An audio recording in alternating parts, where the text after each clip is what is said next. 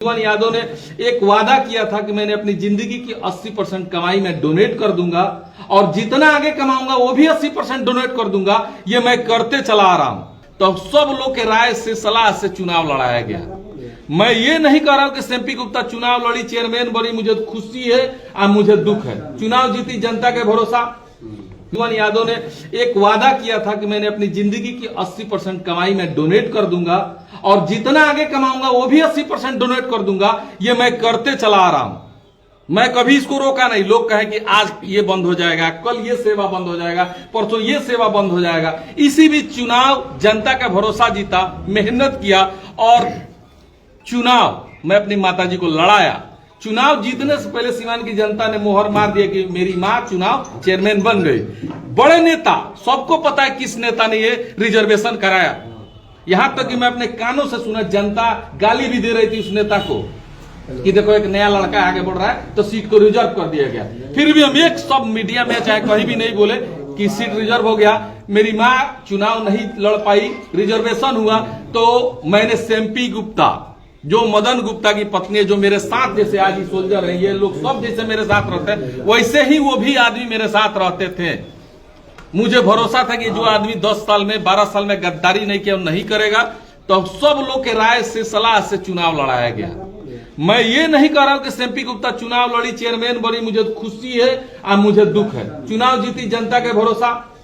मैंने जीता, जनता ने भरोसा किया, सेम्पी गुप्ता को चुनाव जिताया। मैंने 2 साल में सीवान नगर परिषद में काम भी करके दिखाया। सीवान नगर परिषद की क्षेत्र की जनता को पता है कि 2 साल में मैंने जो किया है वो 20 वर्ष में कोई नहीं कर पाएगा, क्योंकि वहां मेरा लालच नहीं था। जिस दिन मेरे अंदर लालच है तो काम नहीं होता। सेम्पी गुप्ता, मैं आज मीडिया के माध्यम से कहता हूं कि मैंने बोला था कि वैश्य की बहन को, वैश्य की बेटी को बहन राखी बनवाया था। वो आदमी, वो औरत भाई बहन मान के मैंने चुनाव लड़ाया। जब उस मेरे ऊपर FIR की, मैंने कभी मीडिया में आकर, उस दिन भी मैंने यही बोला था कि मेरी बहन है, आज भी बोल रहा हूं मेरी बहन है। दुख इस बात का है कि जैसे मैं जेल गया, SP साहब के पास जाके रोना धोना, DM साहब के पास जाके रोना धोना कि मेरे जान का खतरा है। अरे जीवन यादव जब तुमको बना रहा था तो भी समझ में आ गया था कि ये दुनिया है, उतना मजबूत, इतना पावरफुल पद मिलेगा तो आज नहीं कल तुम गद्दारी करोगे ही। तो हमको कभी पद का लालच था नहीं। हम तो बस ऐसे भी चुनाव लड़ रहे थे, वैसे भी लड़ना था। लेकिन जब वो जाके रोने लगी, धोने लगी, प्रशासन के पास इतना ना रोने धोने के मेरे पर जेल पे दबाव बनने लगा। जेल प्रशासन पर दबाव बनने लगा मुझे सीवान से भागलपुर भेजने के लिए। मतलब कि सीवान जेल में मैं ना रहूं। सीवान जेल में रहूंगा तो घर से सामान चला जाएगा, भोजन बन के चला जाएगा।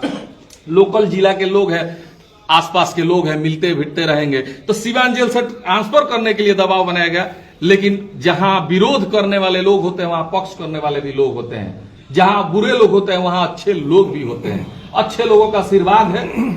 लॉ पे मुझे भरोसा था, लॉ ने मेरा साथ दिया और आज मैं आपके सामने 53 दिन में जेल से बाहर हूं। इतने बड़े बड़े केसेस डाले गए, अपहरण, आरामसेट, 307, रंगदारी, मोटरसाइकिल चोरी, एक्साइज का केस, कुछ नहीं मिला तो एक्साइज का केस भी बनाया गया।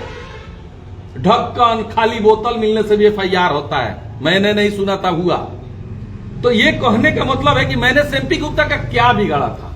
जब मैं जेल चला ही गया तब सेम्पी गुप्ता को जाके SP साहब के पास, DM साहब, रोने की क्या जरूरत थी? तुमको गार्ड लेना था, गार्ड तो मिल ही गया। अरे पूरी लाइफ में तुम लोग को कुछ नहीं मिलता।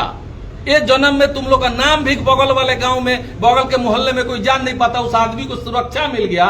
उसके बाद भी क्या तुम हमको जीने नहीं दोगे? हम तो यही शुरू से बोलते हैं, हाथ जोड़ के बहन थी, बहन मार रहे, राखी नहीं बांधती। जब तुमको गद्दारिये करना था तो कर दिए। हम पूछने गए कि तुम काहे किए, मेरा पैसा दो, चाहे तुम काहे गद्दारी। एक सवाल हम किसी से नहीं पूछे।